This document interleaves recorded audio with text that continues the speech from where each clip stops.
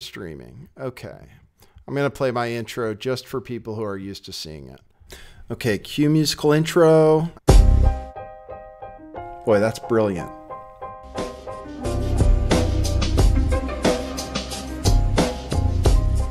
I do think some things in the world are real. Like you guys. You guys are real. Most of you. Most of my listeners, I think, are not just in my head. I think I have the metrics to prove it. You've taken a leap of faith today. What is that sound? I lost it. I lost this. I will have lost. Okay, I don't know. Let's see. Offense. I'm a little offended myself. I might have lost the stream again. Let me see. My Chrome crashed. Okay. Okay. Okay.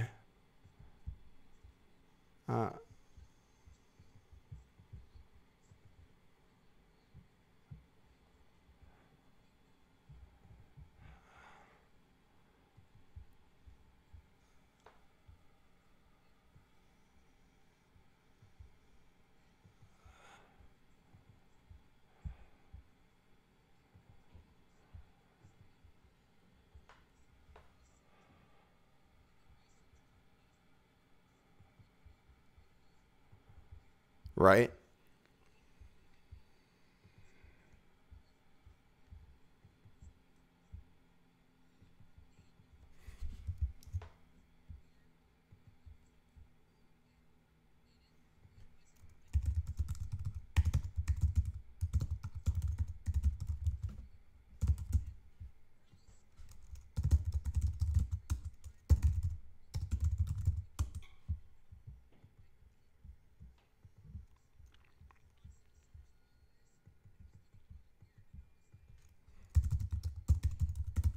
Weird.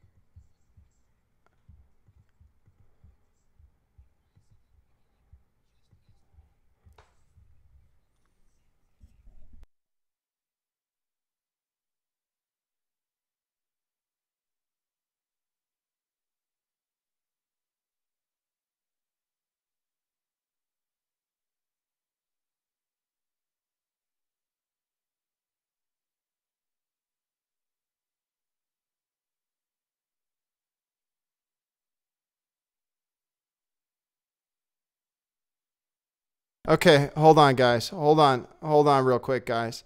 I have to get this sound. Nobody's getting the sound, so I have to get the sound. Okay, all right. Hold on. James, there we go. There we go. There we go. I fixed the sound. I'm sorry, guys. They were telling a story. Everybody, thank you for putting up with this. Now we're good. Okay. I'm going to once again play my intro. Oh, shit. That's right. I forgot. I can't. Okay. Yeah. Let's see. Yes. Okay. Cue musical intro. Okay. Boy, that's brilliant.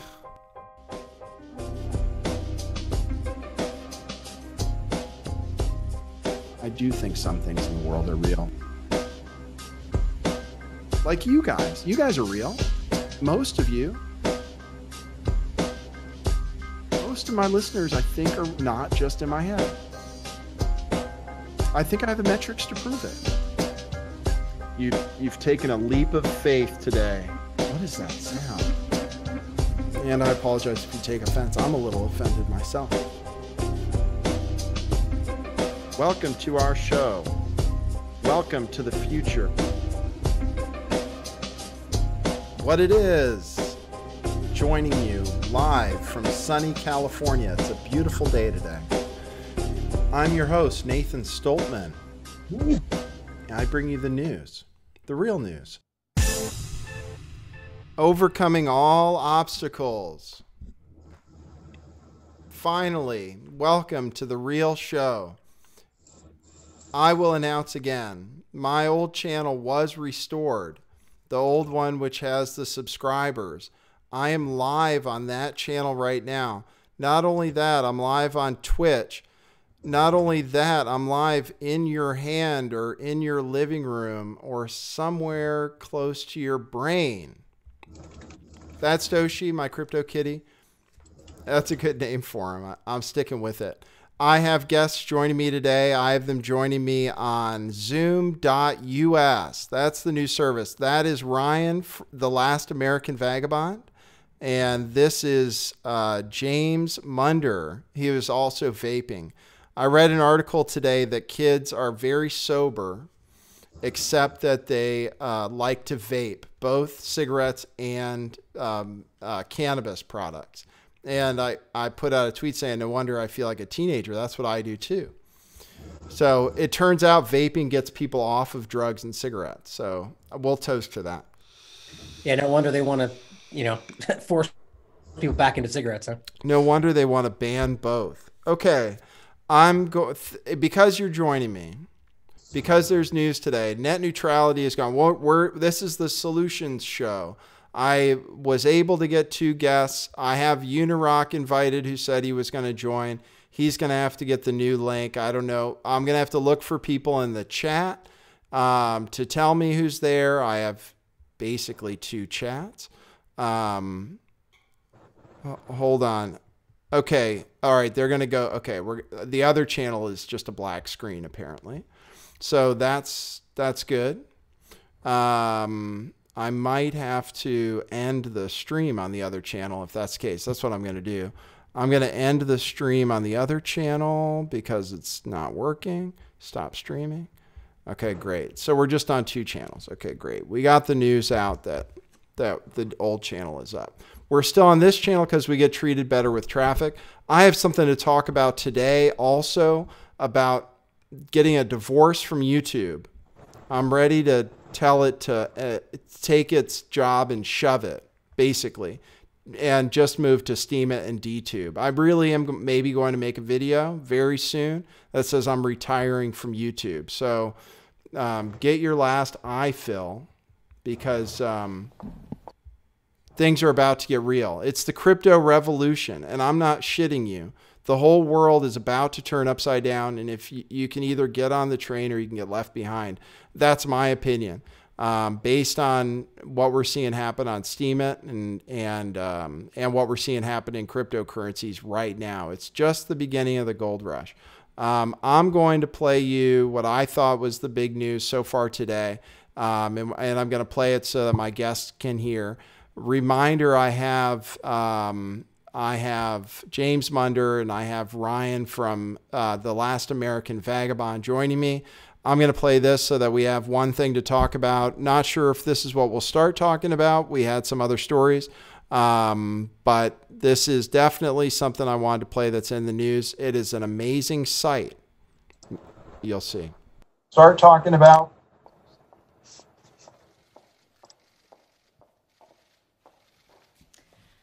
First of all, I'd like to thank all of you for being here, and I do apologize for the delay. It goes back to warrant why I prefer the train, as it's more reliable.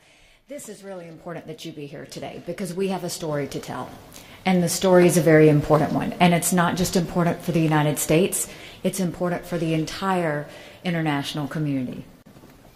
As President Trump announced on October 13th, the United States is taking a new approach to Iran by focusing on all of the regime's destabilizing behavior.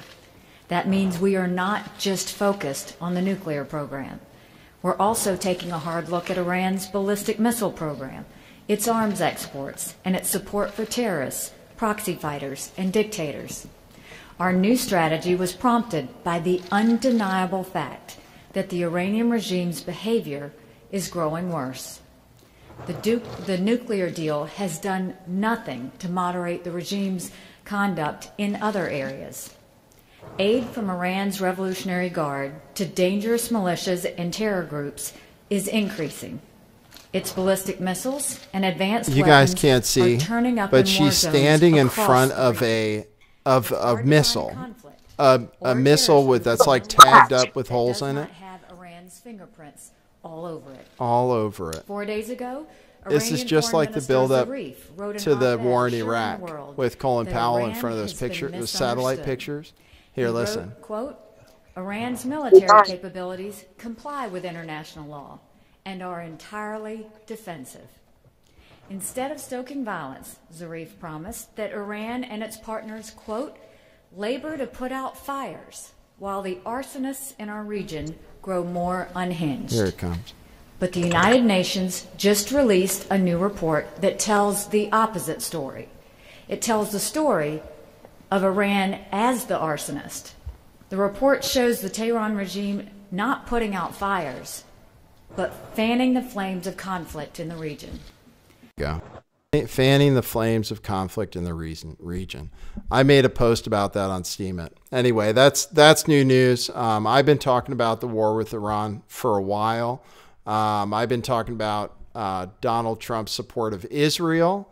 And that's part of why I'm pissed off at YouTube, because they don't let my videos that are about real stuff get seen by anybody. You guys can talk about whatever you want to, though. I'm gonna hand it over to Ryan first. Welcome, Ryan.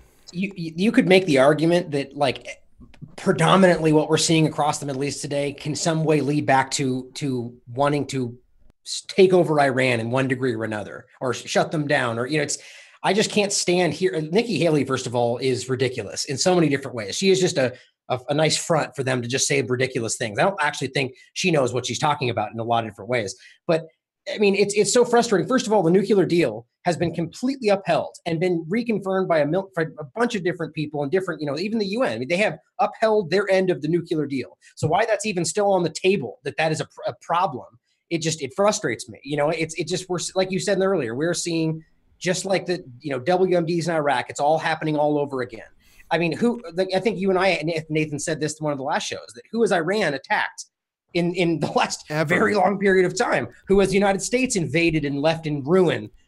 11 different countries, arguably many more. You know what I mean? Like, it's so frustrating. When you talk about how many sovereign nations that we've decided to go in and occupy or just bomb, I mean, the last I heard it was like 70, and Iran is 0.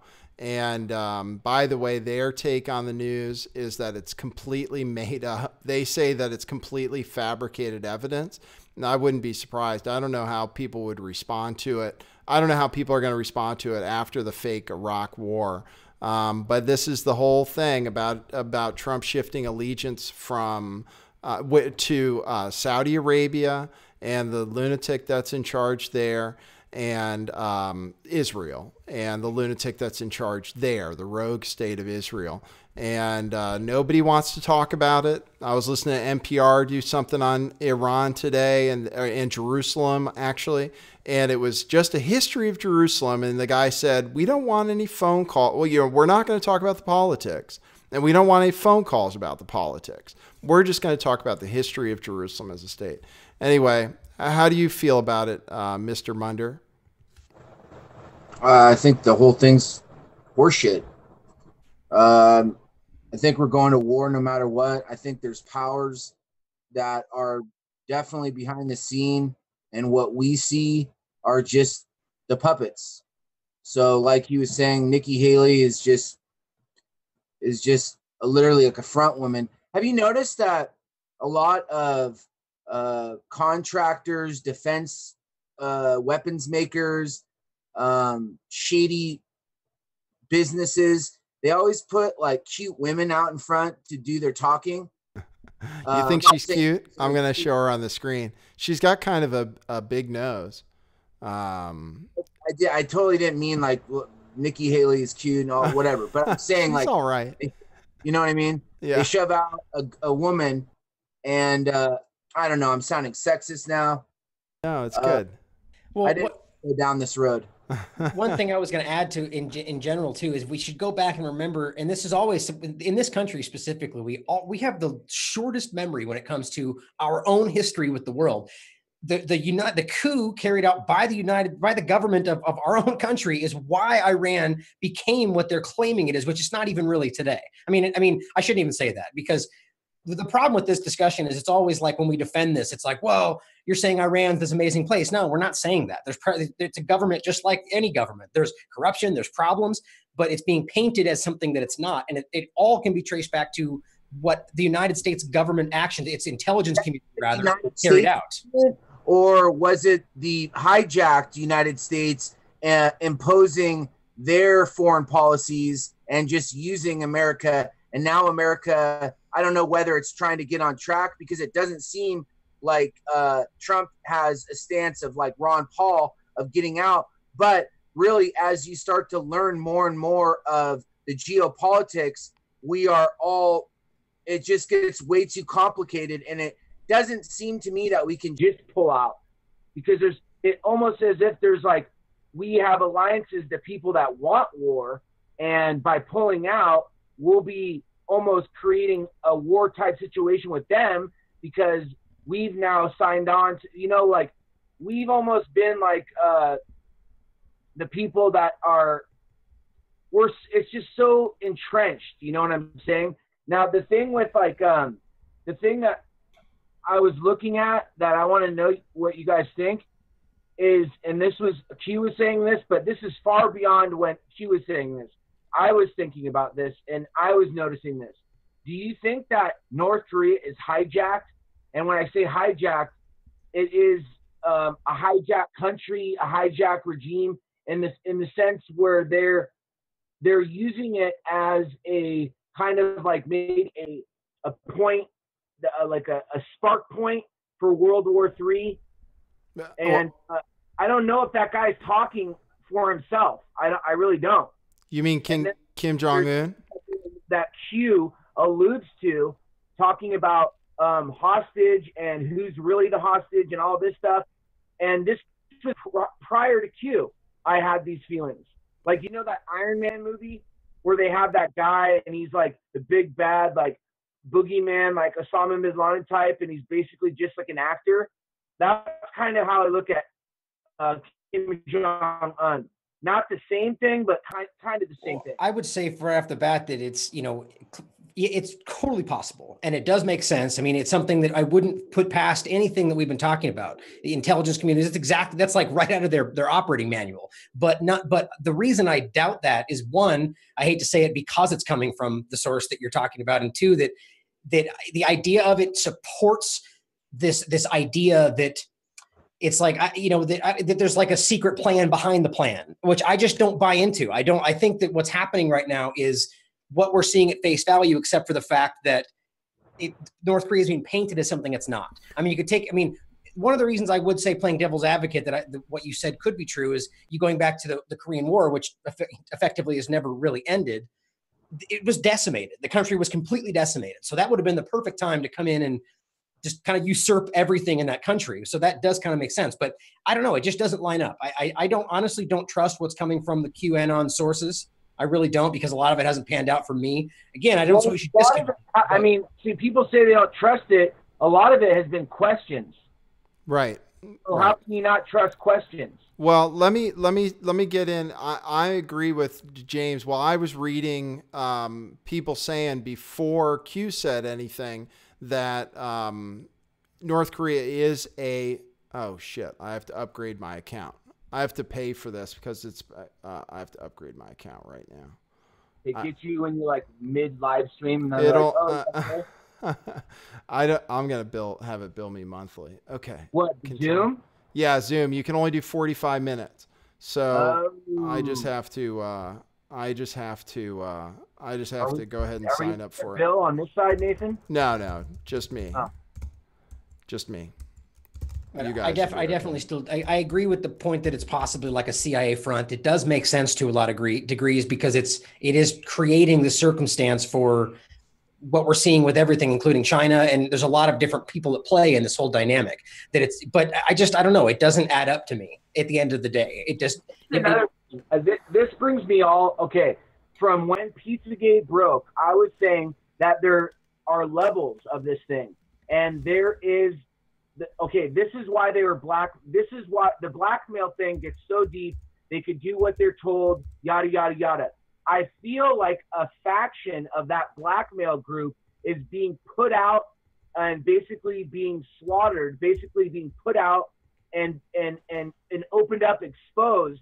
And I almost feel like there is a Illuminati. This is all part of the plan to have this like this cleansing or whatever. I felt like this from Pizzagate, and then it all ties down into Bitcoin. And I know people are gonna get pissed off at me, but whatever. I'm just saying the truth, because a lot of people that have been. Thank you for choosing Zoom. I just signed up for the pro plan. Yeah, I was waiting for them to charge my card, and I was like, oh. And they're saying that this is the global currency, and it's all coming to fruition. And people are like, no, how dare you? Bitcoin is against the banks, da da da da. But we don't know the origins of it. We still don't know. And then when you get involved, you kind of are like, oh, I hope that's not true because I'm making money and da da da da da.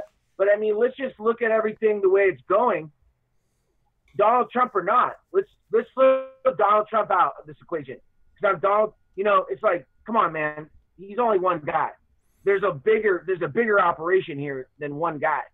Well, can we talk about that? Let's talk about that, since we're going to other topics, and we are going to talk about cryptocurrency on this show for sure, and also Steemit and DTube and how those tie in to cryptocurrency. But I'm not sure what North Korea is or who Kim Jong-un is. I think maybe they're actor. It's definitely possible that I don't know how we know what he really says or what really happens there. But we don't know anything. Yeah, we don't know anything for sure. I mean, I think I'd have to go there and see it for myself to really know, and we're not allowed to, and I think it's ridiculous they were declared a terrorist state when they don't participate in any terrorism of any kind, as far as we know. And I also think it's ridiculous. I mean, it's so absurd for Nikki Haley to come out and say that Iran is arming the extremists and they're responsible for all this terrorism in the Middle East, when the proof is exactly the opposite, that we're the ones in Israel have been arming the terrorists. And what you were saying before about us being intertwined with these other countries, we are operating on behalf of Israel and Saudi Arabia, and Trump does need the support of the Israeli lobby. So if he separated from that, then he would be losing crucial support, and the whole thing might fall apart. So you're right that it's super complicated. It is super complicated. Yeah, it definitely really is. The only thing that plays a kind of opposition to that is people like Eva Bartlett or these other journalists that have actually been to North Korea. And you could argue that they got a limited view, which is definitely possible, but they're seeing, that's why it doesn't add up to me, because they're seeing the opposite of what we're being told is happening. Right. So if he was really a puppet and this was all part of the plan, he would just make the place exactly what they want it to be, and it would be all they would need to do. But there are people there that are being, I have a friend that lives in Korea that argue all of this is a big lie. But at the same time, he's being driven. He's not like, it's confusing, because he's not just like an actor. Like, that's why I said the Iron Man 3. Like blackmail. Yeah, it's like, it's blackmail, but it's also like he's not getting the money. They give him the arms. Like, he has all the doors open for him as far as arms and everything. But and then you see China propping it up on the backside with the oil, and then you have us saying that we're putting in these sanctions, and we've seen what heavily sanctioned countries do, especially when they're at the wit's end. I mean, Japan was at their wit's end, and they decided to suicide bomb, basically get into planes and do that thing. And we knew about it. It's not like we didn't have radar back then. We didn't know. We knew that they were coming across, so I'm just saying, it's like, it's much more complicated. Like, I don't know where, I don't trust anybody, to be honest with you. Well, that's the right answer. and one of the things is definitely about sanctions. It's good you brought that up. I mean, one of the things about North Korea is it is used for geopolitical ends. We use the threat from North Korea to impose sanctions on North Korea, but 90% of North Korea's imports come from China, and we're telling people that they can't sell anything anymore to the North Koreans, and they're making money. So it's actually a way to cut off money flow for the Russians and the Chinese, who, both border basically, both do physically border North Korea and do trade with them. So it's a way of, it's used as a method of economic warfare against those guys too. So you're right about pointing that out. Did you guys want economic warfare? The EU, the whole thing with Brexit, this is just another confusing little like speck. The EU is now pressuring Ireland to collect billions in taxes from Apple, but they don't have necessarily the right to.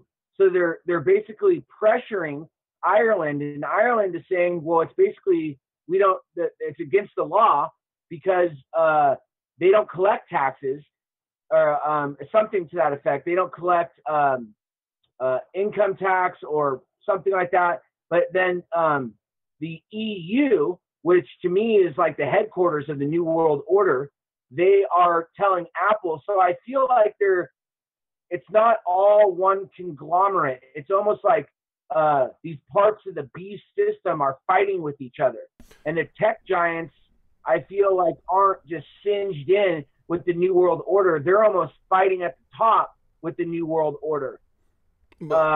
With all this stuff, like, yeah, there's a lot of stuff that didn't make sense, and I have to refigure out like how I thought of everything because it's very, very complex.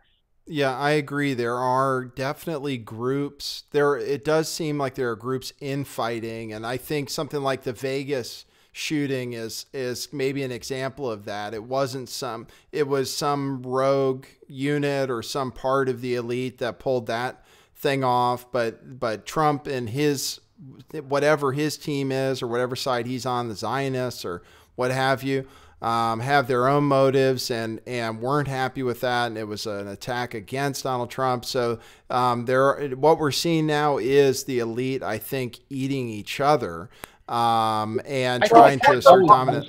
Let me get Ryan in here, James. Nathan, let me get New World Order. The seats get shriveled up.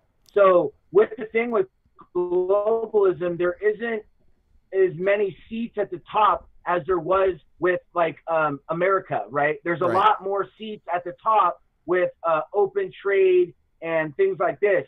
With globalism and crony capitalism globalism, the seats get shriveled down. So I feel like there are people that are rich and they're just out, they're not necessarily good or bad, but they just don't want to lose the power that they have now, and they're not necessarily getting a seat at the top because those are only sectioned off for the people that are really a part of this New World Order thing, and they're kind of getting squeezed down the ladder. I agree that might be the case. But let me get Ryan in real quick, James.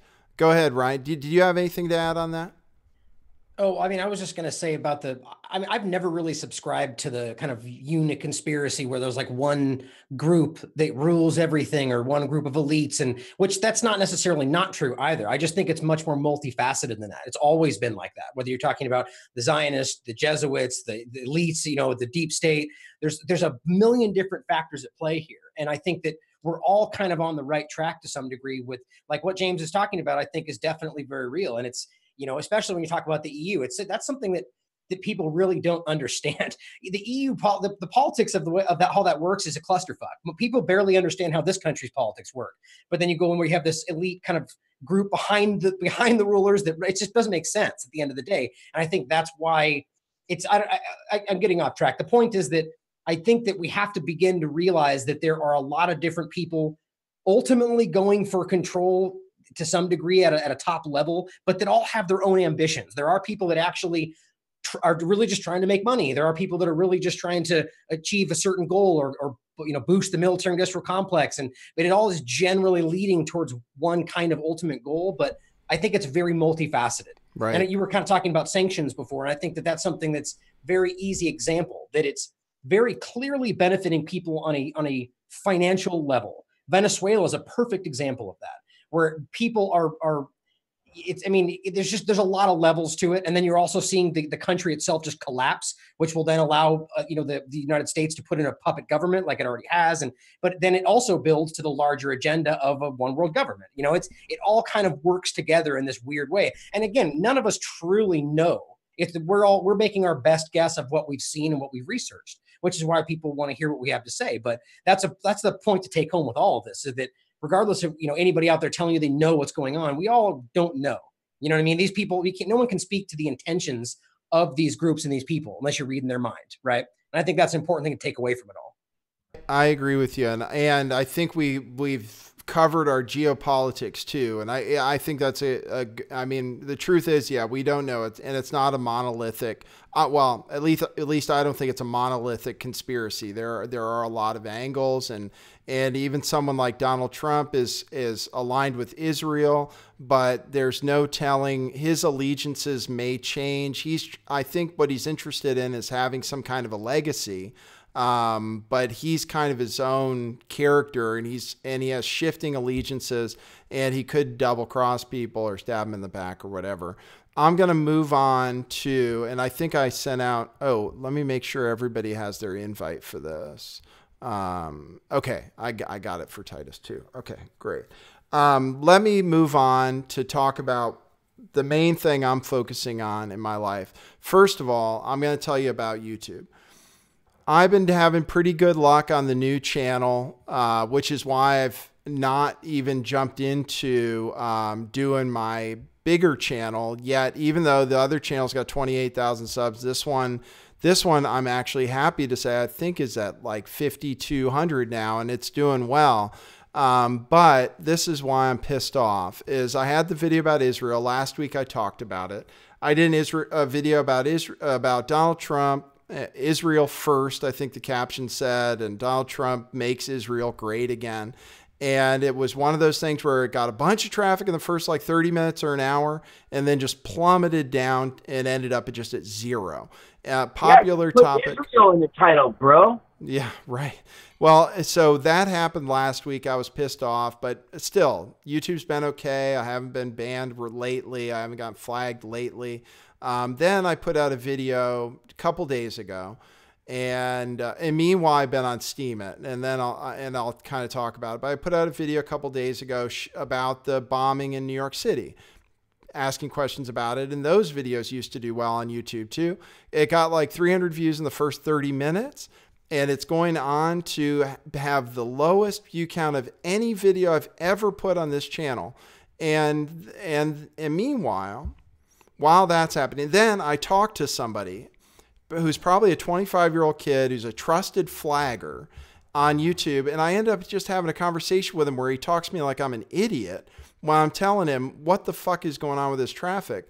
And if I show you the numbers and the audience retention is great and the view time is great, then aren't you going to agree that this is weird? Because the only reason it should go down is if the view time sucks.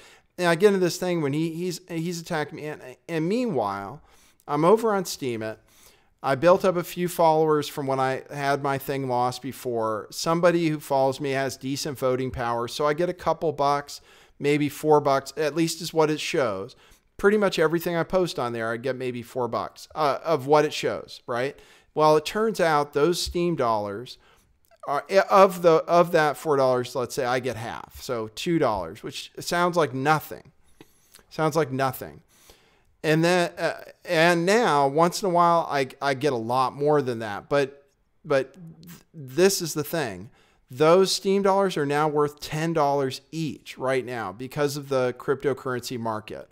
So that means every single thing I post on Steam is worth at least $20. And then sometimes I had a video that went up to almost $70.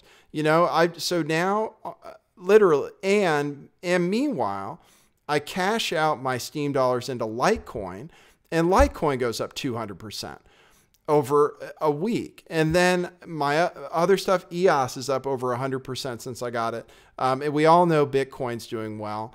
And I'm just looking at this thing and I'm thinking to myself, they're giving away free money over here. And they want me to be there, They want me to be there. They're paying me money to be there.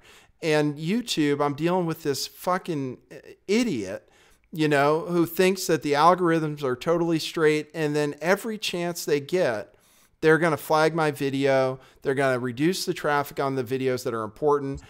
I can make you right away, Nathan. Right away, you have an army. I have an army. I can't put out any video. I could put out an army. I could put out a video about painting my roof, and it gets flagged. There's an army of flag people, and then you have to wait, and then they have this wait time that all your views come in that time, and you're basically not getting ads on that. And then they wait, and then they'll decide to either put it for monetization, or they'll keep it with no monetization. But by that time, most people have watched it. And you're right. It just doesn't seem like YouTube wants us there. But that's the reason why I want to stay on YouTube, because a lot of people are there. A lot of people are learning there. A lot of people, there's a thing that goes, it's not just about people creating videos. This is what they're really scared of.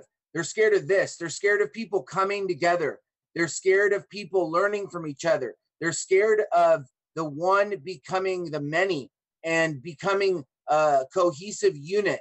Like, have you ever had certain subjects and all of a sudden people get involved, and then you start having all these nodes working together on one thing? They're scared as shit about that.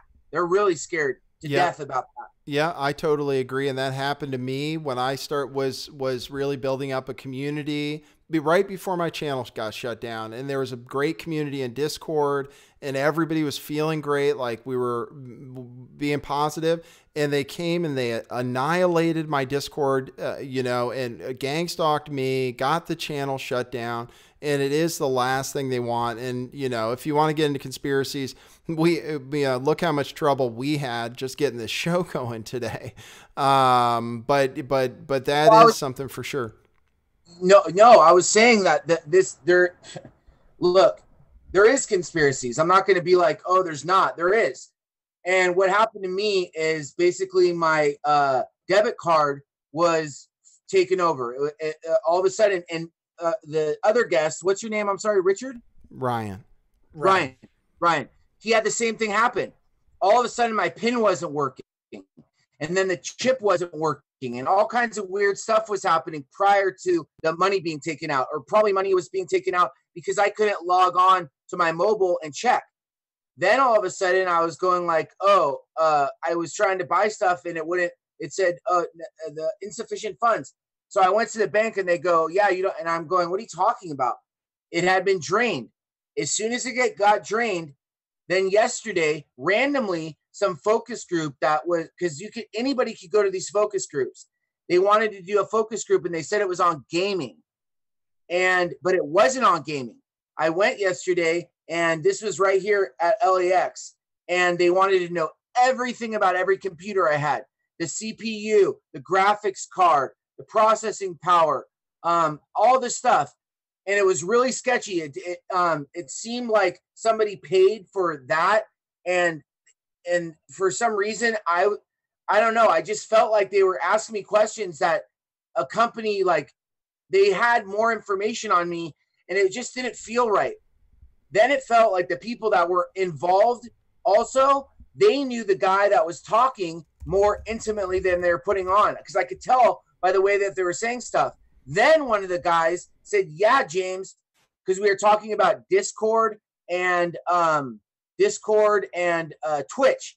And he goes, yeah, you should get on Twitch, James. And I was going like, well, how do you know that I'm not on Twitch? It was just really, really weird, like just really weird stuff. And I was like, I got that really irky feeling, like, because I had it already, because I was like, wouldn't that be perfect? You're out of money. You don't know you don't know how long it's going to take for them to refund the money. You're literally, I need to get gas. I need to eat everything. And then all of a sudden this phone call comes, and they're like, oh, you want to make money? It's just like a really quick focus group. And it was just the timing of it was really crazy. I was like, the day that all my money gets taken out, they call, and usually you get set up with a focus group like 2 weeks or 3 weeks in advance, not the next day. And then Yeah, they were that is calling crazy. me. They were like, "Are you sure you're coming? Are you sure you're coming?" They don't do that. Once they say that you're registered and all that, see you there. Yeah, I think it's important to to trust your instincts always, right? When you feel something's off, you're definitely going to trust it. But I think it's always important as well, that, and we all do this, that the word conspiracy, there is a legal definition to that, and we all still tend to use the word conspiracy as in kind of in the wrong way. We all do it, right? The conspiracy is really specific about where just people are coming together to whether inflict harm or gain from kind of surreptitious methods. And I think the perfect example is kind of what we were getting at, is the YouTube thing. And what I was going to say is that I think it's not even they are conspiring to do what they're doing, but it's not a conspiracy in the sense that people usually think it as, like, meaning it's not true, or you know what I mean? Because the perfect example is what Titus just said the other day about how his video was just it was just, spitting truth to Titus. It hadn't even started yet. It was hours before it started, and it had already been demonetized. You know what I mean? It's like, so there's something going on there. Like, there's nothing that's them conspiring to shut down his channel. Like, that's the definition of it. Something similar happens to me every time where I'm putting up a video, and before I even get to, it hasn't even been published yet. I haven't even pressed publish, and I get an email saying that I've got a copyright strike for something, or that this group filed this copyright strike. It's like, that's impossible because it hasn't even been published yet, unless YouTube. That's on the back end. That's with the algorithms. That's with the platform. But that's conspiring. At the end of the day, they're working together to stop us. They are. Right? They're actually what's his name from that company. They went undercover and they busted him, and they said that.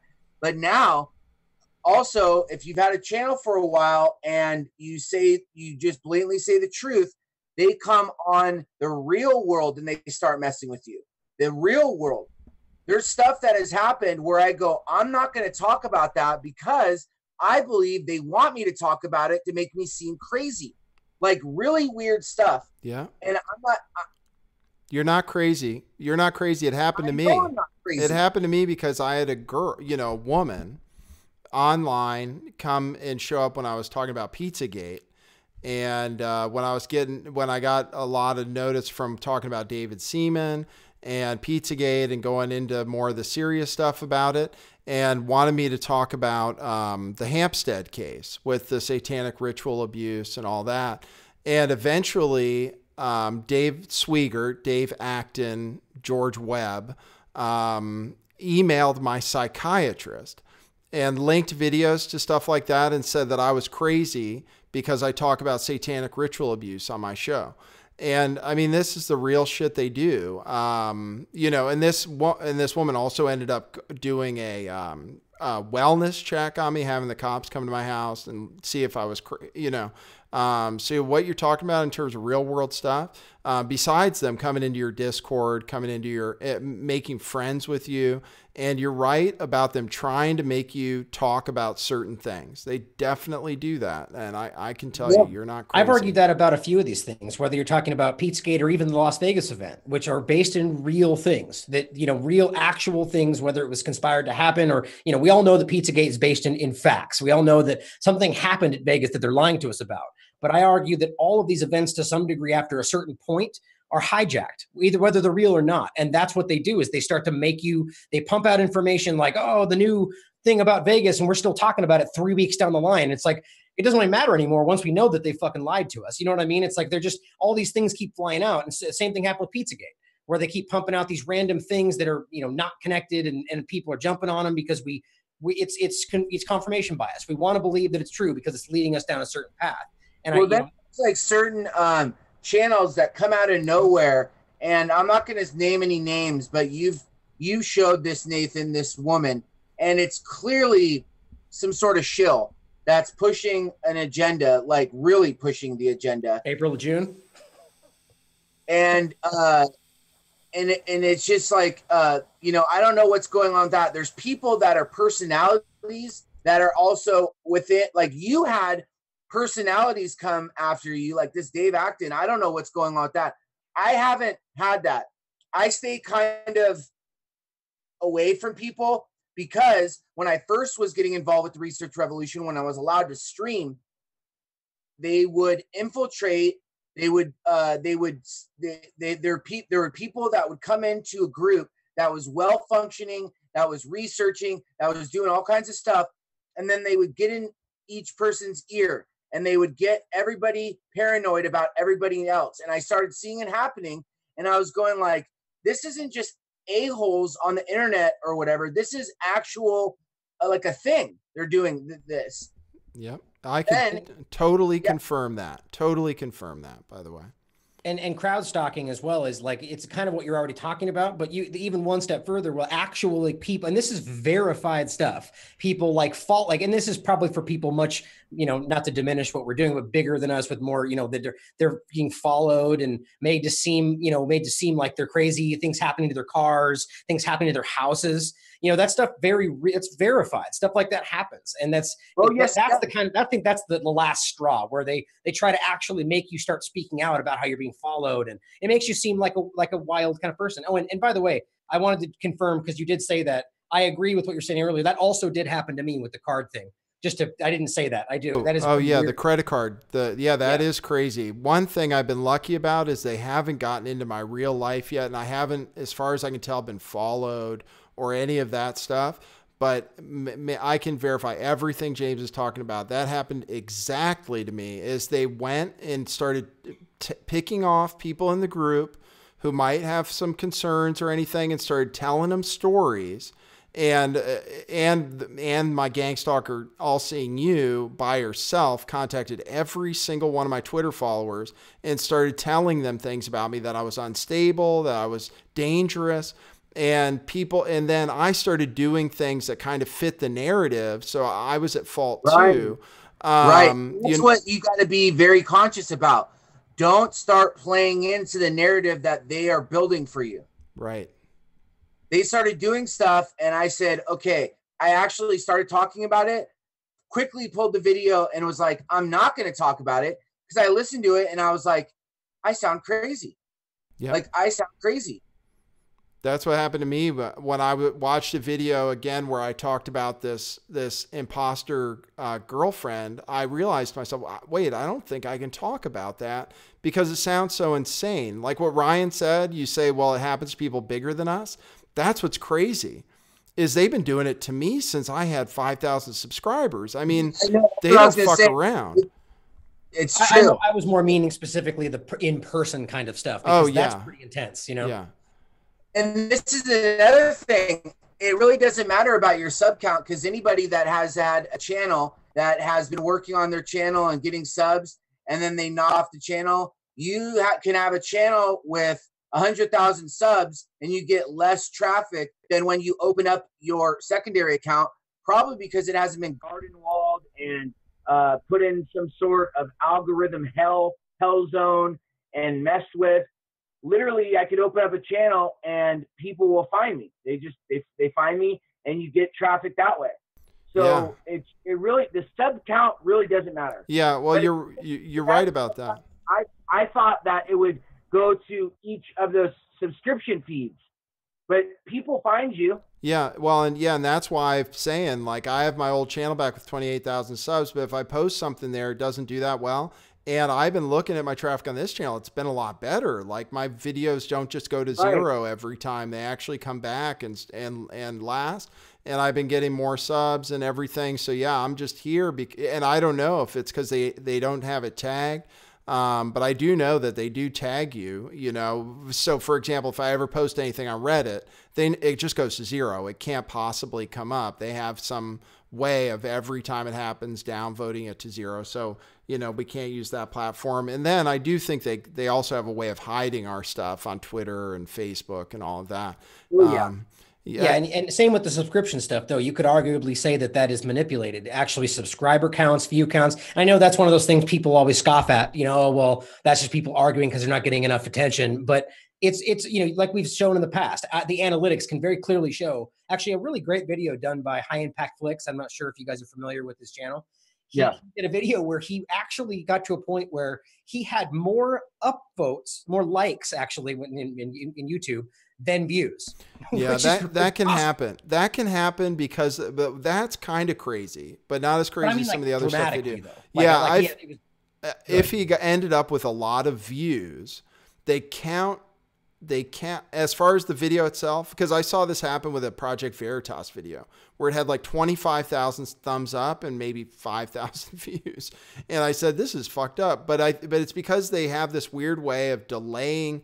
Sometimes you'll look at the live count and the count on the video will be higher than the live count. Sometimes, most of the time, you look at the live count and the count's way lower, and then it catches up all of a sudden. So that's something that is kind of unreliable, but it doesn't mean they don't fuck with things. And you don't ever know if it's that they hid the video and it really didn't get any views, or if it actually is doing really well out there and they just aren't counting them and they're not counting the thumbs up and people can't comment. His ended up that way. Like it never like caught up to itself and like evened out. It ended up where and he even saw that the view count drop like thousands of views all of a sudden. It went from like 10,000 to like 2,000 or something. It was really fishy. Wow, that's crazy. I'll have to see. I don't watch that channel that much, but I know he's around High Impact Flicks. I haven't identified that channel as a shill channel yet. I don't think it is. Yeah, he seems pretty genuine at the end of the day. I mean, but you never know. Like James said, we should question everything always. And that's probably the safe bet, right? Yeah, right. Yeah, well, that's why I try to have different people on the show. That's why I had DeFango on last week, even though DeFango gets involved in some weird stuff. And, and I thought I'd go back to, as far as them giving us nuggets and keeping us going down rabbit holes and stuff, the Q has got to be the best example of that to me. Is that it's just keep leading people along. And I wonder if it was all just meant as a distraction from this stuff going on in the world, this thing with Israel and now this thing with Iran, and the net neutrality got pulled today. Should we skip to net neutrality? Do you guys want we should definitely talk about that. Okay. So I haven't been campaigning against it. And by the way, everyone, the FCC repealed net neutrality. It's over, I guess. All the people on Reddit trying to change the world, it didn't happen. So we are in a new age. I don't know how quickly it gets enacted. I am going to say that I'm looking at Steemit, and I just read something on there, and I'm thinking about the blockchain and the way videos are hosted on there and the way Ethereum works and these decentralized blockchains. The future of the internet is probably kind of what they've been saying, is that we're going to pay the new world order and the way cryptocurrencies are going to work is we are going to make micro payments for everything. And you're ending up paying for the air you breathe probably is kind of what people think, is that everything you do, you're just going to pay as you go. And it looks like this decentralized internet, since you pay with Ethereum, you use gas, which uses some of your Ethereum to run your transaction through.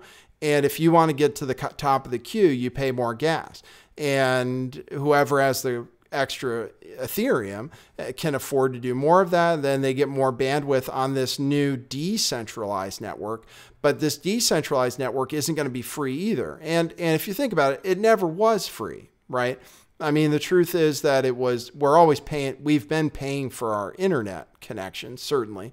And then advertisers and stuff supplement probably anyway, it was getting for free. You're really not getting for free because they're slinging all your info on the back end to all kinds of third parties. And that's actually the least free thing. You just don't think about it.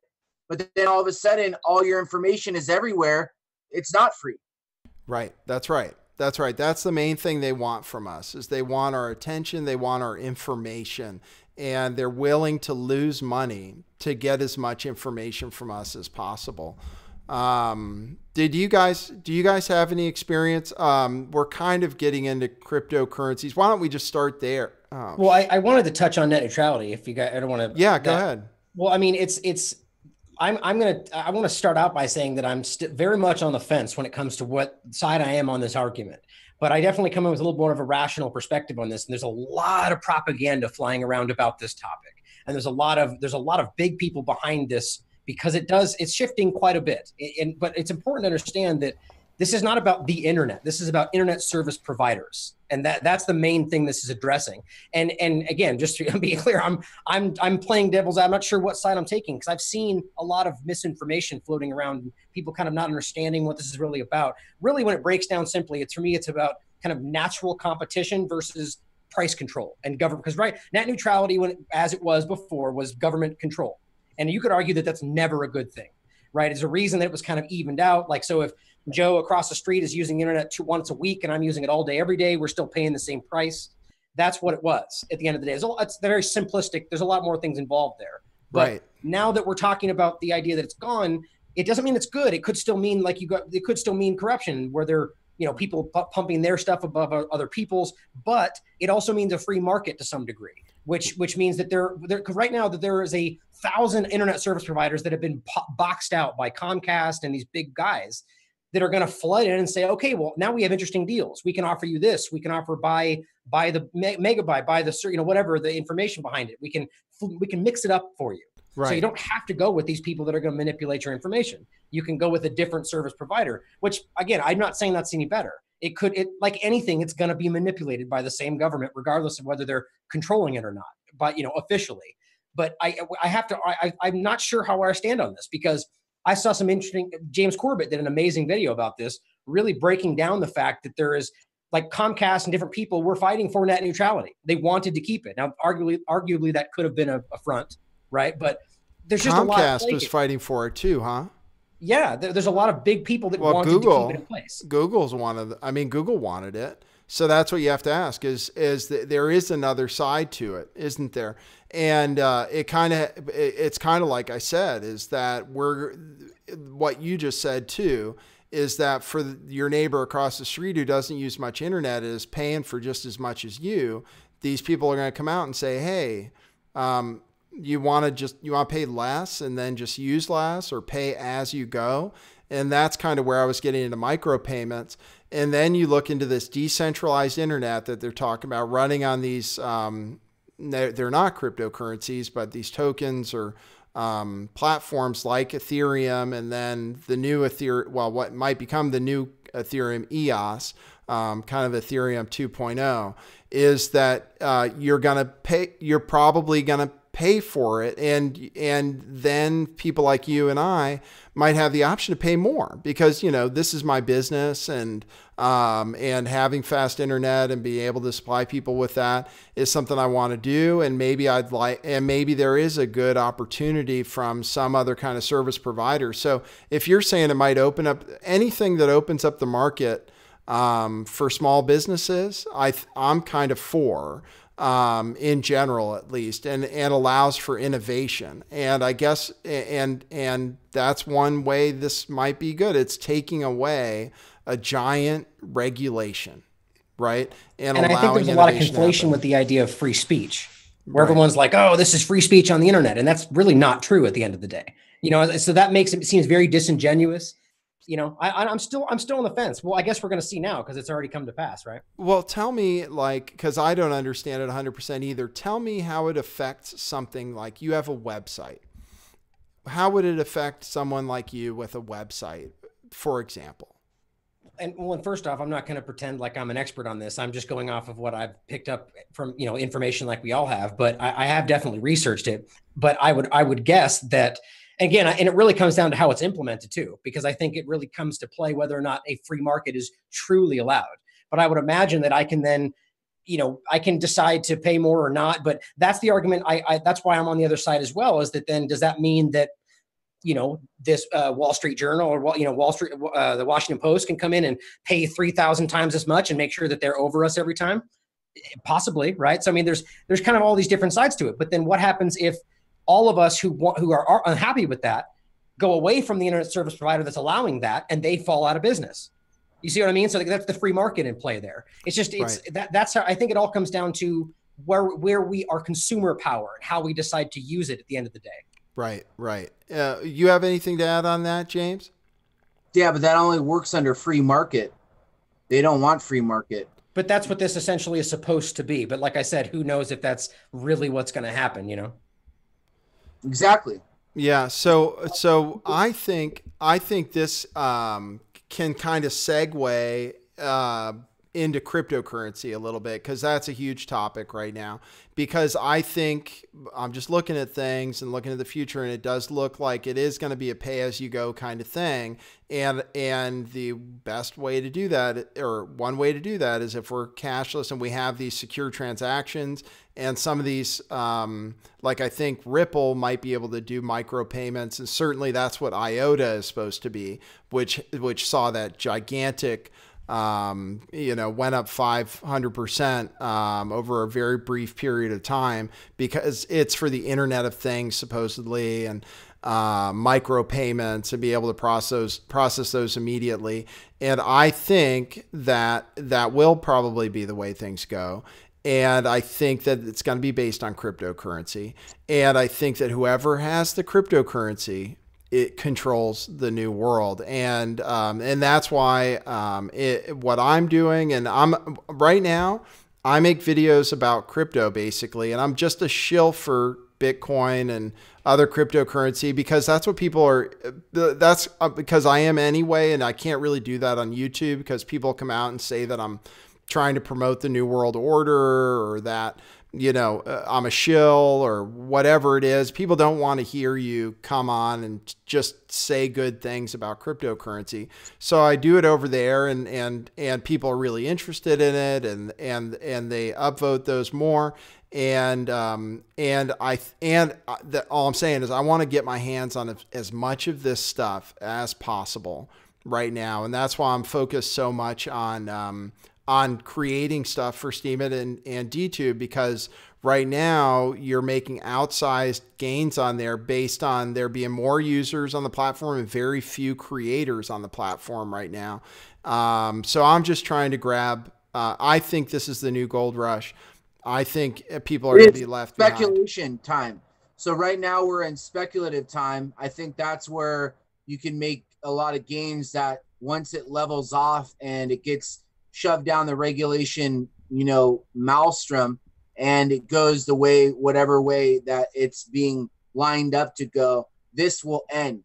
Or at least it's not going to be going up the way it is. And once it levels off or does whatever it does, this will end. So the speculative thing right now, like when I know people that gamble, and the time that they put in the money to gamble, and then it goes into their gambling thing as Bitcoin, and Bitcoin say went up $500 in that time, they have more money that's waiting for them on the other end, even though they only put in a couple hundred.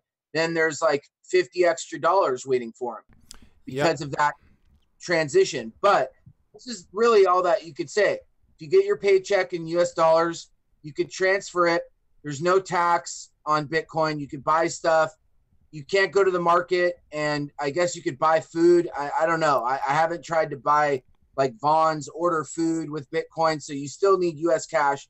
But all you could do is put money in it, try to spread it out, have LiteCoin, have Bitcoin, etc., because you could still do all the stuff you could do with US, and you're not getting taxed.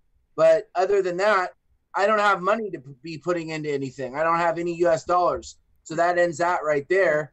Well, neither do I. And that's what everybody's thinking to themselves, I think, is right. What all these people are talking about, cryptocurrency, how do I get involved, yada, yada, yada. Then I find Steemit, and it pays in cryptocurrency. So just today, from rewards I've gotten, so just today I've turned Steem dollars into I can look at my account. Just today I bought $80 in LiteCoin just from Steemit dollars.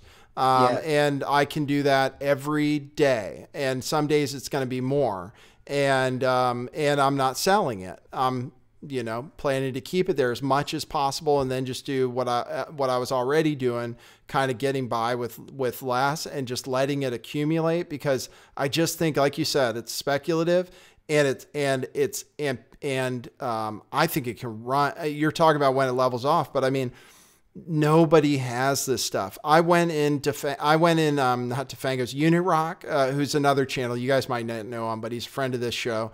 He was live streaming last night.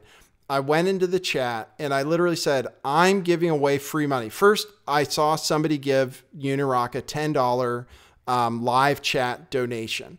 And I said, hey, Unirock, do you have a LiteCoin address? I'll send you money right now. And then I said, hey, donor, you just gave $3 to Google and you only gave $7 to Unirock, by the way. And they're like, really? What the fuck? And I said, yeah, well, I mean, that's why I don't have it activated. I don't want to. I don't have it activated because I value people's money that they're going to be given to me. And why am I going to, if somebody wants to actually help support me, why am I going to shovel that money to Google who's doing, you know what I mean? Like, screw Google. Yeah, exactly. And you know, and that's why I would tell people, just go to Patreon or just hit me up on my PayPal. If you're feeling so inclined, go to paypal.me/lifttheveil and just give me a donation there. They take 8% maybe, but it's a lot different than 30%. It's not going to Google, at least, even if it's going to a massive company.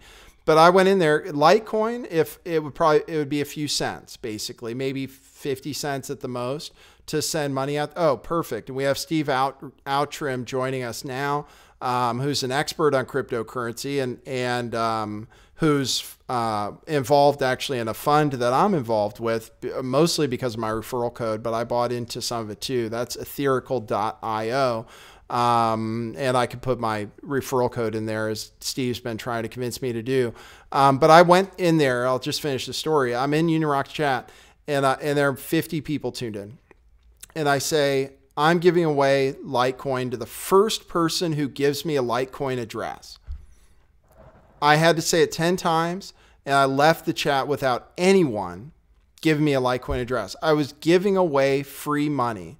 And this is this is the adoption rate so far. People are seeing this crazy multiplication of all these gains. They're saying it's this huge bubble, but nobody's participating in it yet. So how can it be a bubble? I mean, 96% of economists, I saw a survey yesterday, 96% of economists say it's a bubble. To me, I'm like, wow. I mean, that's over 90% of people said Hillary Clinton would win the election too, by the way. And I'm saying to myself, I don't necessarily call it a bubble, but couldn't it be being propped up by a very few rich entities? Well, let me ask, that's a great way to bring in Steve. Hey, Steve. Hey, Nathan. Hi, everybody. Oh, wow. This chat service is great. Yeah, this is pretty cool. So what's up, Steve? You heard what we were just talking about? You're a little low on volume. You're a little low on volume. Okay, I'll see if I can extend. There you go. That's perfect. That's perfect, Steve. You sound good. Okay? It's going okay? Yeah, it's good. So what do you think about that? Well, look, I think, as I've said on your show before, content creation is the new mining. And so that's certainly, one thing that I agree with and really advocate for everybody watching. Get on Steemit and just start producing this stuff, start accumulating crypto. And we're talking about really two financial systems. We're talking about a new financial system that's coming and the old financial system that's collapsing. I saw a fantastic interview on SGT Report with someone called Bix, and they're talking about, is crypto a tool of the new world order? And, I think it is, but have a look at what can we do in society that isn't, tainted by the new world order. The internet, mobile phones, computers, that's all from them. The air that we breathe with chemtrails, food, water supply, we live in their world. So it's, well, exactly. And anyway, the point they made in this interview was that the old system is based on debt and fiat money. They got off the gold standard a long time ago, coming up on 50 years now. And everyone's always known that it's destined for collapse. That the biggest bubble we have is the bond market, and the bond market is destined for collapse. And when that happens, it could be economic chaos and carnage, or a new system comes, cryptocurrency, Bitcoin, and the many other types of currencies. People shift across to the system, and the ones who move quickly and early, they get the biggest gains and the biggest advantages. But, eventually the entire system is going to migrate to cryptocurrency. They'll be forced to, because everything else is collapsing and every asset class will be scrambling to get on the blockchain. So, I really think, despite the incredible increases we're really at the very beginning of this stuff. I think it's built enough momentum now that they can't stop it. But also, there's still plenty of time for people to get involved. Yep, Yeah. absolutely. I would argue too that it's at this point, does it really even matter? You know what I mean? Like we don't really have a choice at this point. Like whether or not it's being used by the New World Order or whatever you want to say, it's happening. Right. I mean, that's kind of what you're saying, Steve. It's coming, and it's going to, I mean, at this point, it's going to be used in way more than just the financial area. And so we're not going to stop this from happening. This is the revolution indeed. But like you're saying, Nathan, is it doesn't, we should still be getting involved. I mean, we can't just sit back and say, oh, well, that's their thing. I mean, they're going to control this one way or the other. I mean, I shouldn't say that. I definitely think that's going to at least trying to happen, but we should definitely get involved. And to go back to your earlier point about Steemit, that's where I got everything that I have in cryptocurrency, which admittedly is not that much, but I got about $400 just from Steemit that I didn't even really understand to a certain point. And then somebody pushed me and said, hey, do something about that. And I rolled it in and bought, some Bitcoin and some Link chain, which just went up a little bit today. And you know what I mean? And I've easily doubled my money, and I barely know what's going on there. So it's like, I think that's a very interesting point you put out there, Nathan. So many people are aware of this, but are either don't understand it, afraid to get involved, or are continuing to be fed information that it's not going to last. Right. And so they're like, oh, well, it's too late now. I shouldn't get involved. And I think that almost tells me that it's something they don't want us to be involved in. It's interesting. But particularly nightmare that's lingering. You become a millionaire, Bitcoin, LiteCoin, whatever. You accumulate a lot of crypto cash. And then somewhere along the line, they go, oh, well, now to access that cryptocurrency, we're just going to have to slip this little tiny chip into your arm or into your forehead. Well, they can't do that though. That's the thing. They can't do that. And that's one of the things is in a way they still are discouraging people though.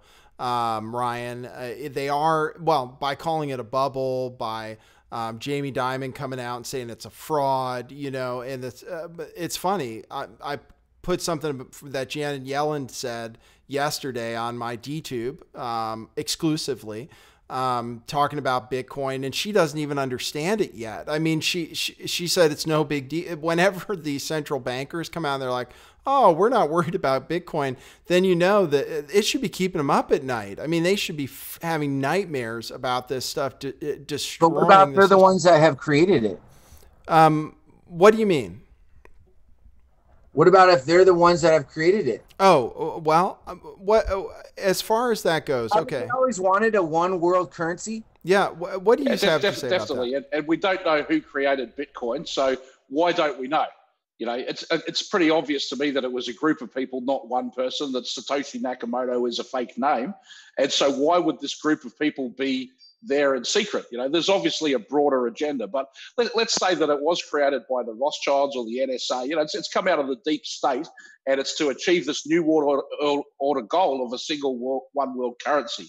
Well, okay, we're moving to that system. Do you want to be in the new system and have that currency? Or do you want to be living in the forest, unable to pay your bills, cursing your fist at the new world order? I think we have to pick our battles. And I don't think that we're going to defeat the new world order monetarily, but I think that information and truth and exposing their dark deeds, I think that's how we can at least shape it in the right direction. And, I think cryptocurrencies like the internet and all technology, it's a two-edged sword. And the internet was a weapon designed by the Pentagon. It's an electronic net to enslave all of humanity. But here we are speaking truth, and the world is waking up because we have access to this technology. And I think in just the same way in cryptocurrency, it gives us the tools to build our own economic existence in this new system and to grow our wealth in a way that wasn't possible before. That doesn't mean that we escape the new world order from doing it. It doesn't even mean we don't have to pay taxes from doing it. We're still existing in the same world that it was before, but we have more choices and we have more control over our finances. We don't have to go through these middlemen of these giant banks. Yeah, I think that's one of the most dangerous things too. Kind of what I got from that is, it's almost like possibly that what we're talking about is like the Trump of finance here, where they're coming in and saying, this is the revolution, like just believe in this and everything will be good. And this is the way we're going to get past everything. And that's really not the case, right? I mean, it's kind of lulled a lot of people into thinking that all they have to do is entrust in this new financial system and they'll be able to defeat the new world order. And I think you really nailed it there. That's not the way it's going to happen. Well, we still need to continue fighting, but I think that this is just one arm of a multifaceted battle. Whatever it is, whatever it is, to me, if it was created by the New World Order, it certainly is going to allow a shift in the balance of power, because people like us who are thinking about this stuff and tuned in, who get into this thing before it goes up. I mean, it's like the Winklevoss twins. They're billionaires now, and now they can go in and affect U.S. policy with their money, which is really the thing that changes. If they try to regulate Bitcoin, those two kids are going to be in there.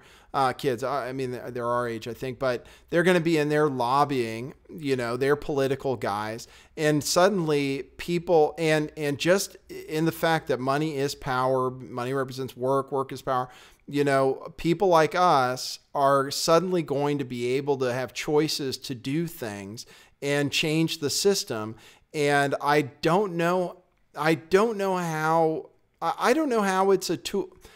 Steve, how could it be a tool of the New World Order? It seems like something that's so unique in the way in the opportunities that it offers. But I guess your point about it being like the internet is a good one, because the internet offers so many opportunities, and arguably it has been because of the truth coming out, because of people being able to come together and communicate instantaneously across this broad scale and the dissemination of information, it's been the greatest tool for what we are trying to do, which is spreading the truth. But tell me, what the New World Order, what are they going to get out of this? Is it the cashless society? Is it the pay-as-you-go thing, the slavery? Is that really where it's all going, do you think? Well, I think it's, having the blockchain is a public ledger, so all the transactions are on it. So, you can follow every single transaction, and you bring in AI and machine learning. In theory, it should be impossible to do money laundering, because no matter how many accounts and wallets you move the funds through, the AI can just track it. But, you have a look at all of this NSA spying that we got after 9/11, these incredible systems to know where everyone's doing, what everyone is saying, where everyone's money is getting spent. And yet there's still tons of crime in society. Why are these criminals running around doing, drugs and human trafficking and things like that when the NSA has all the information? So I think that, potentially the government could get all the information about financial transactions, but does that mean that they're going to audit everyone?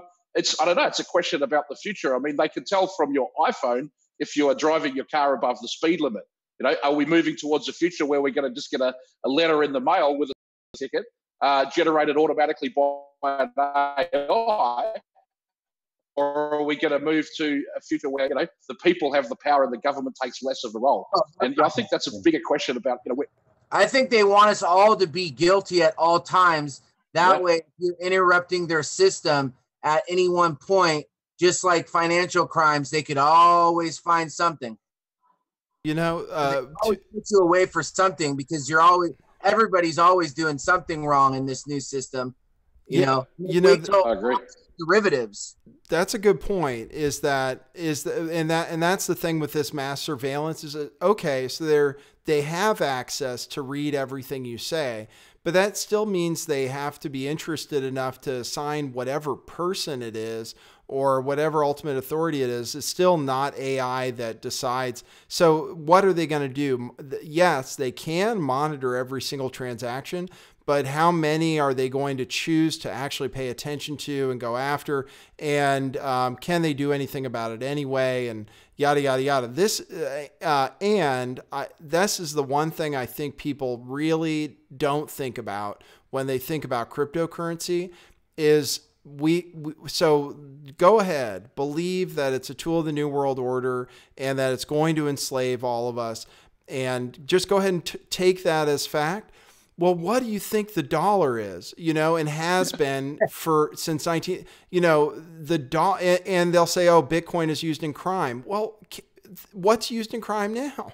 It's the dollars that you're using. So it's not necessarily that Bitcoin is perfect or that cryptocurrency is perfect, but you have to look at it in comparison to what we're working with now, which is a completely corrupt and evil system that we absolutely know is corrupt and evil.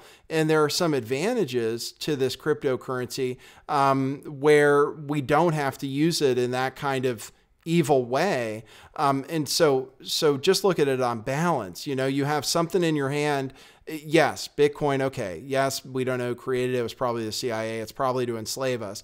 Meanwhile, we're already enslaved. So, you know, you have a choice for something that, you know, does a lot of things better, cuts out a lot of the people we don't like. You know, like I said, I'm trying to accumulate as much of it as possible right now because I think, like Steve said, I think it just started. And I think people like us can move forward in the world because of what it's offering right now and because the very low adoption of it so far and the utility of it. And but since we're talking about money, I think I need to remember to talk more, especially for people who are reluctant to get into cryptocurrency.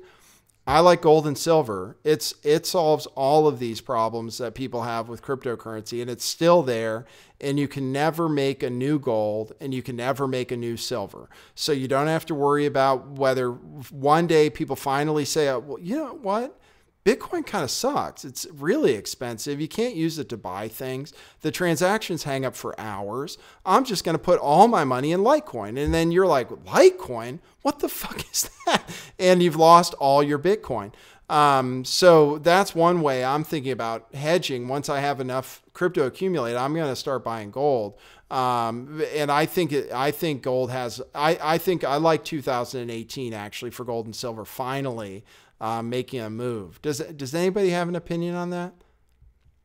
Well, I think you've got to look at a whole portfolio of investments, and precious metals could be a percentage of your portfolio. I think real estate is a good one to have in the portfolio. I think stocks and bonds and precious metals, those markets are really manipulated. The cryptocurrency market is manipulated as well, but it has a mathematical advantage, which is that it's designed to always be trending upwards. And that seems to be what's happening so far. So, you know, I think put a percentage into crypto. You may not want to put your life savings, but you know, the more I do transactions on the blockchain and accumulate it and everything, the more I think, why do I even want to participate in the old system? And something to bear in mind is that this isn't just a financial thing, that this is actually potentially a lifestyle thing. If you're able to just, get your cell phone, start streaming on YouTube or some other video platform, have people send in cryptocurrency donations, or you're getting paid directly on crypto from creating content yourself, you can live anywhere in the world to do that. And people are starting to live this Bitcoin lifestyle where they're just dropping out of society, and they could get an Airbnb in Costa Rica or in Bali for 4 to 6 weeks, and they can meet up with their friends, and maybe half a dozen hackers will get together and work on a software project together for a short term, and then all go their separate ways. And this type of action is starting to happen more and more without any need at all to interface with the existing system. And so it's a way, if you don't like the way the system is, instead of having to drop out and start a commune somewhere, you can still move through the world as a normal person, but you're just detaching yourself financially from the man.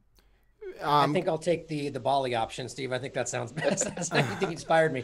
I think that the same point I was going to make is that we know verifiably that the banks have highly manipulated and been caught for manipulating the gold and silver market. So we know that. So I agree. I definitely think gold and silver is a smart thing, but I think it's a long-term safety investment. Like, it's something you want to buy gold and silver and have it because it's, like you said, it's always going to be a currency. End of the world, it's going to be a currency we can exchange for something. So that's kind of the way I look at it. But I think as far as investing right now to try and make money, I think it's a bad idea because it's so highly manipulated. Yeah. Well, I'm not selling my silver. I was tempted to sell it for cryptocurrency. I'm still not selling it. But I do see there is going to be something that happens where people lose faith for a second and shit and stuff comes down like 50% or something. There is going to be a point that happens. And I think people are going to, and you can't track gold and silver. And as far as not being able to launder money, I mean, one thing you can do right now is take your Bitcoin. If you've made a lot of money in Bitcoin, and a lot of people watching this are like, oh, I don't have any money. Like, why are you talking about buying real estate and all this stuff? So don't worry about that too much. But people who've made a lot of money in Bitcoin, that's where I would take my Bitcoin, go to this online retailer where the biggest online gold retail in the world now takes Bitcoin. And all you have to give them is a name and address, which isn't that much information. It doesn't have to be your name or address, depending on what you're doing. And then you can take that gold and you can go into any coin store and you can get cash for it without having to show any form of identification or anything. So there are ways. This system it is the Wild West now, and I can tell. And I said this earlier on the show, Steve. I mean, it is to the point. If things stay the way they are now with Steemit and with cryptocurrencies, even if they just stay stable in value, I can quit. I'm done with YouTube. I'm doing this for fun right now because it never paid. I got my Patreon is still, under $700 a month, and it's been that way for a long time. I was never going to make a living. They never let me run ads. So I want to reach people and I want the truth to get out and all of that. But financially, I literally can drop out right now, and just focus on Steemit and just turn it into crypto. And then I put an ID on Steemit to, I'm offering, what do you think of this, Steve? I'm offering to buy Amazon for people, and they can pay in LiteCoin, and I just charge 30% for it. And what's that? You're going to use Amazon? Well, I have an account with them. I'll use the Prime shipping. How dare you? Well, I'm on Twitch too right now. It's sort of like Steve saying, we're on Google. How dare you? We're on YouTube right now. How dare you? It's all the same thing. So there are ways. And then this guy emails me out the blue. He's like, I'll set up a website for you. I think that's a great idea. And all of the transactions are going to be in cryptocurrency, and then I can pay him in cryptocurrency. And there are so many opportunities right now. If you just think about things to do with crypto, it's on Craigslist now. You can do a check mark saying you take cryptocurrency, and people aren't there yet, I guess. But I know, as someone who's made some gains now in cryptocurrency, I want to spend it, and I don't want to get dollars out to spend it. I want to be able to send some LiteCoin and get an item for it. So I thought I'd offer a service where people can do that. And I think there are people who will want to do that. But what Steve said, I mean, I'm going to go in this whole hog right now, and I'm planning to be out of my dad's house in 6 months and moving on with my life. As long as things stay the way they are now. I mean, that's how much the world has already changed. So anyway, I know that was kind of a monologue about it. Let me say, everybody, I might be dropping off YouTube for real. So please, the first link under my video is my Steemit link. Subscribe to that blog, and we can do a lot of things on there, especially if we're all on there together and we're all following each other. Because, Really Graceful is on there. Titus is on there. They have followers. If they re-steam my stuff, if I re-steam your stuff, Ryan, then my followers get to vote on it. And it's a virtuous cycle, and then more people can come in. And yes, the platform's kind of, but it allows for something really cool. It allows for you to have something like a website where you get paid for your content. You can just post, like I did an article, just a very short article saying Nikki Haley is positioning us for war in Iran, just to put it out there.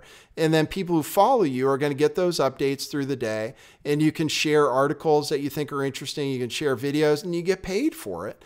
And it does become a way, it does become a really, it's a real community there. It just takes some work, building up and building relationships, but, please, everybody follow me on Steemit and sign up for an account. Believe it or not, you could make cryptocurrency right now just by going around and writing interesting comments on popular posts. Like if you could make $1 right now, just writing a comment. Right? Am I right about that, Ryan? From your experience with it so far? Yeah, absolutely. I mean, there's a lot of different ways. You can just simply commenting, even upvoting. If you upvote a post early on and then it goes crazy, you can make a good amount from that. But obviously, the best, like Steve always advocates for, is creating content, because then you're helping build the community. But you're right. Just getting involved is very important. Like I said earlier, that's what pushed me into cryptocurrency, was kind of falling backward into Steemit, and then you brought me into DTube, and I've already made at least $50 on there. It's great. Like I said, it's almost like they're giving away free money. Like, I don't even know how it works. And that's the other thing you said that I could relate to, is that I started doing this stuff and I just said, you know what, I'm going to do it. I don't even care if I don't understand it 100%.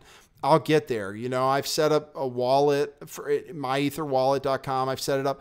I don't know exactly how it works. I know I can keep my file safe. I know I can keep my password safe. And they let you print out a piece of paper with everything that I supposedly need in case I lose everything. So I'm confident that if shit hits the fan, that I can get in touch with Steve, or I can get in touch with Defango or something, and they'll be able to tell me, hey, here's what you do. Don't worry about it. And that's what I advocate is the other thing besides Steemit is just open an account on Coinbase. And if the fact that it's hard makes you think you shouldn't do it, the fact that it's hard is the reason you should do it. The way you make money from investments is by doing the things that other people aren't ready to do yet, and that everybody else says is crazy. You have to go through a little extra work. You have to learn how to keep your password safe. You have to, learn a little bit about stuff, but it's getting easier and easier. And by you putting forth some extra effort, you can have huge gains over time. Again, I'm sure. Up, Nathan. I know, I'm pumping it up. That's because I want my Bitcoin to go up, my LiteCoin, really, and EOS. Thanks for the tip. Those 10 LiteCoin that you're giving away? No, I'm not giving away 10, but I'll give anybody I'll put this in my Discord. The first person who signs up for a new Coinbase account, I'm giving you LiteCoin. I'll start you out. I'm not giving you one LiteCoin, but I'll give you a few bucks, just like people started me out. They gave me a few bucks in donations. And I was telling the story, Steve, is that when I lost my iPhone, I didn't really get it paid for, but I think I got $300 in donations in Bitcoin, and I financed the new phone and I kept the Bitcoin. And you can imagine the Bitcoin more than paid for the phone in the end. So that's the thing, is just getting in there. So I'm willing to start you guys off like some people started me off with cryptocurrency if you open a new account on Coinbase. I'm telling you. So anybody else have anything to add on that? If I could give a real quick plug, Nathan, for Ethereum, which is a fund that I'm involved in that's investing in new coin offerings when they come out or even before they come out. And if anybody uses Nathan's code LTV41 to purchase, you're going to get extra free tokens in your purchase, and Nathan is as well. And so James and Ryan, that's something you might want to think about as well. You just put a link at the bottom of your show with a unique referral code. People click on it, they sign up, and you get free tokens. I mean, this is the way to get cryptocurrency if you can. Just start accumulating it from whatever direction possible. Can I get one of those codes for myself? For sure. I'll hook you up after the show. No problem. Yeah, so I'm going to add that to my description. And what he's talking about, by the way, is something that I invested some of my own cryptocurrency into. Do you want me to tell people about it? It's a fund that invests in pre-ICO companies. So you've heard about ICOs. Now they go up 10,000% sometimes. Well, this is actually a fund managed by professionals who look around for companies that haven't even done that yet and are about to. And they negotiate, because they have a volume of funds, to purchase those at least a 30% discount to the ICO price. In many ways, I'll be very honest, I didn't invest in it right away. I got some from referral codes. I read the white paper. In many ways, it reads like a pyramid scheme. I mean, the white paper is a sales pitch. But there are a lot of smarter people than me that I know who have invested in it. And it could pay off huge. If you guys are interested, I don't want to you guys have to make your own investment decisions, of course, and don't take this as investment advice, especially when I'm getting a reward for it. You guys look into it, and Steve is attached to it. And one of the things is that I know, Am I saying I keep thinking that your name isn't Steve for a second. It's Steve Outram, right? I'm getting your name right? I keep thinking for some reason that Steve isn't your name. But that's one of the reasons I'm in it, because Steve has had success in very early internet companies, and he was smart enough to know how popular the internet was going to be. Was the youngest CEO of a public company in Australia, worked in Silicon Valley for how long was it? 10, 20 years? More than 20 years now. Yeah. So and he's connected to this fund. So I went ahead and put in one LiteCoin of my own money into that too. So, but we don't want to make this sound too much like a sales pitch for anything, but it's an opportunity for you guys. And I'm talking about what I'm interested in these days, which is this. And I think a lot of us, are coming around to that. So, I think if I could just make a brief point about the altcoins, whether you invest through Ethereum or you just buy them yourself, there's more to cryptocurrency than just Bitcoin and Ethereum and LiteCoin. And, all of those have had really impressive gains this year, but then by no means the closest. Like, for example, Neo began the year at 14.4 cents and it just hit $50. So if you had $100 and you put it into Neo in January, you'd have 35 grand today. And these opportunities just keep happening in the crypto space, but they're happening with the new coins. Bitcoin will go up for sure. Maybe it'll go up 1,000%. Maybe it'll go up 5,000%. But these new coins, almost all of them are going up hundreds, if not thousands of percent. I mean, a venture capital firm did a study where they put $10,000 into every ICO, 209 ICOs. And some of them were just obvious scams, but it doesn't matter. The average return is 1,320% across 206. So this is this new future that's being created. We live in a world of abundance, and it isn't a world of scarcity. Scarcity is a trick. It's a psyop. But the natural state of the universe is abundance. How do we all benefit from the abundance? How do we accumulate wealth? Well, get into this stuff as early as you can, and don't put your life savings in it. It is a little risky. It's something new. But I remember the internet in the 1990s, people were saying, this will never work. It won't affect my business. And many businesses just ignored it for a long time. And a lot of those went out of business, or some, like even I think the newspapers, they fought against the internet for a long time. So they're still trying to figure it out today. They still don't get it. And yet they're still in business somehow. Yeah, you're right. Is that depending on how this thing works? But I've heard the same thing from somebody else, Steve. Is that we're going to create so much wealth from this that it's going to be like a new golden age. Is that we're finally able to wrestle back all this stuff. This money's always been there. This wealth has always been available to us. We just didn't have a proper mechanism, I guess, for spreading it out. And it is a world of abundance, of artificial scarcity. So let me think about moving on to another topic. Did anybody else? Well, I haven't asked anybody. What are the big problems in the world right now that are on people's minds? Anybody? Fires in California, we talked about. That's not the biggest thing in the world. What did I put in the title for this thing? War with Iran. Oh, we talked about net neutrality. Well, we talked about everything then. So what do you, unless you guys have something else to say, then Doshi and I are going to wrap up the show. I'm hearing silence. Okay, cool.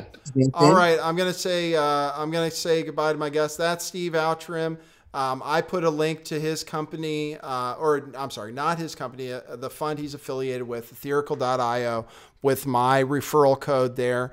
And I can tell you some very smart people who watch my show invested in it, and that's what convinced me. I wasn't convinced right away, but it's a chance where you don't have to put in much, you know, $20, or no, you have to put in at least one LiteCoin if you have that. But if you do, it's an interesting opportunity to make. It's what I think could be my biggest investment, depending on how it pays off. So we'll see, Steve. Otherwise, I'm coming after you. James, thank you for coming on the show, man. It's great seeing you. You're a great guest. So we'll be doing this every Thursday. So I'll send you guys out links again next time. And Zoom. The Zoom is pretty cool, right? Yeah. Zoom is great. Hopefully everybody can see how good the quality has been compared to our usual Google Hangout. I'm looking at the chat just to see if anybody. Okay, good. And Ryan, thank you for joining me. The Last American Vagabond. I'm going to leave a link for you, Steve, right, for your Twitter. That's the place people should find you. Yeah, I've also got a YouTube channel, Steve Outram. Oh, you do now? Is it? Yeah, well, I'm starting to put a few videos there. I'll be talking about crypto and stuff like that. Okay, cool. Oh, and follow and give me your Steemit addresses, guys. I'll get yours, Ryan. Give me yours too, James, your Steemit address after this is over. Send it to me however you can. And are you on Steemit, Steve? Sorry, what was that, James? What? Oh, I lost it. He froze or something. I was talking to Steve, that thing that gives you the Bitcoins. I'll send you the code, yeah. He'll give you a code for it. And special code for me. He will. He will. And Steve, are you on Steemit? I've actually had a bit of a problem with Steemit. I wrote quite a controversial article about the Las Vegas shooting. Then I lost access to my account. So I suspect that someone broke in, cracked the password and changed it. And, don't ever lose your password on Steemit because you can't get it back. So yeah. I'm trying to open a new account now, and they haven't got back to me. Oh, wow. Okay, yeah. What's going on, Steve? Can you crack into that a little bit more? Kind of Well, it's interesting. It doesn't have the same protections as a lot of other websites. So I've heard a few people did lose their Steemit accounts. You've got to be careful. Have a very long password. Don't have a password that's just a few digits. I think I put something in when I was just trying Steemit out for the first time. I didn't realize how much I would like the platform. So yeah, for any crypto, don't use it on a public network. Protect your keys. Make sure that you always have a backup of your keys somewhere, preferably off your computer. Right. Yeah. You guys do have to learn you need a password keeper. I use, what do I use? KeePass. KeePass is what I use, but it's complicated. You do have to do a little more work for this, but that's the point, is that most people are too fucking lazy and too fucking stupid to figure this out. Can you write it down in a little notebook?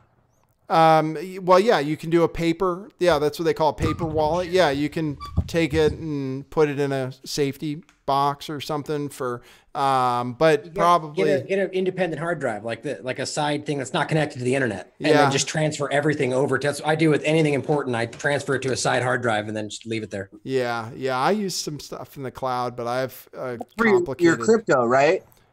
What's that? Crypto.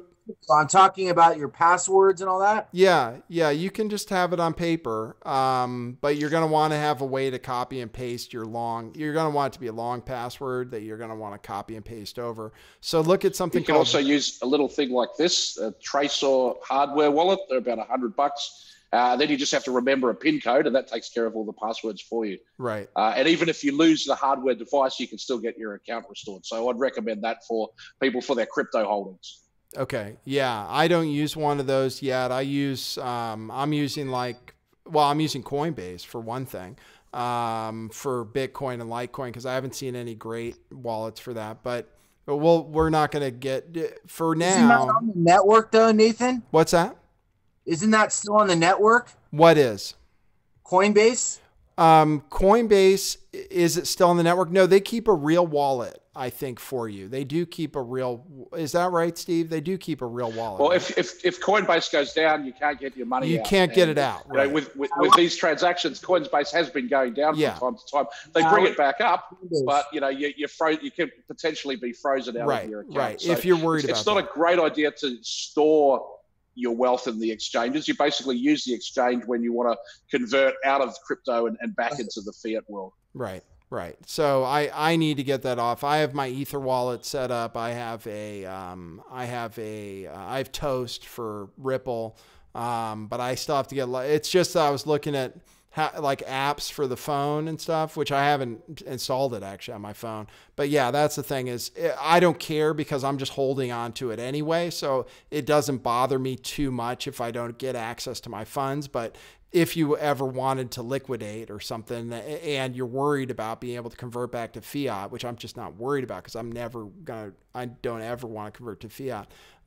Then yeah, Coinbase isn't the best. But for now, when you're starting, Coinbase.com, open an account, and then go to Steam and earn some crypto and put it over there. That's all I have to say. My question is why would you want to have savings? Say you get a couple thousand in paycheck a month and you're holding it in US. Why not hold it in Bitcoin and have that make money? It's going to be way better than a savings account with a good percentage rate. Right. If people have enough money, it could go down. You don't want to have to access it. And I was ending the show, so I'm sorry guys that we're still going on about crypto, but if you do have that, yeah, I would put anything you can afford to lose. And that you don't need to cash out right away. Something that just sitting there and, a small amount, $20, $50 even of LiteCoin or Ether. Don't get Bitcoin if you're only putting in a few bucks because the fees are way too fucking high. You'll lose all your money from fees. But park it in there and let it sit and stuff. So that's it. Thanks, everybody. Thanks, guys, for coming on my show. It was great. Thanks, everybody. Can I get that thing? You want my number or something? Oh, hold on. Let me end the show real quick. Hold on one sec. Let me just end the show. All right. I'm still going to be on Twitch though. I can end the stream as soon as I end the show. So my Chrome crashed for the third time. So we're still live. Here we go. All right. Stop.